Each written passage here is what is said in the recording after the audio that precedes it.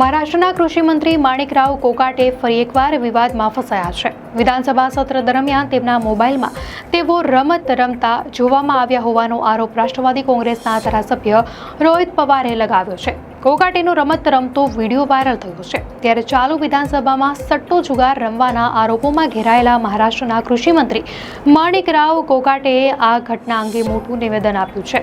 તેમણે નિવેદન આપતા કહ્યું કે હું CM Devendra Fadnavis, deputy CM Ajit Pawar અને સ્પીકર રાહુલ નાર્વેકરને તપાસ માટે પત્ર લખવા જઈ રહ્યો છું। જો તેમાં કોઈ સત્ય દેખાશે તો હું શિયાળુ સત્રમાં રાજ્યપાલ પાસે જઈને મારું રાજીનામું આપી દઈશ।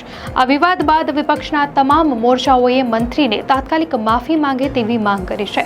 મુખ્યમંત્રી દેવેન્દ્ર ફડણવીસે પણ માણિકરાવ કોકાટેની ટીકા કરી હતી। તેમણે મીડિયાને કહ્યું હતું કે મારું માનવું છે કે આ ખૂબ જ અયોગ્ય છે। ભલે કોઈ વ્યક્તિ કાર્યવાહીમાં સક્રિય રીતે ભાગ ન લઈ રહ્યું હોય, પણ વિધાનસભાની ચર્ચા દરમિયાન ગંભીરતાથી બેસવું જરૂરી છે।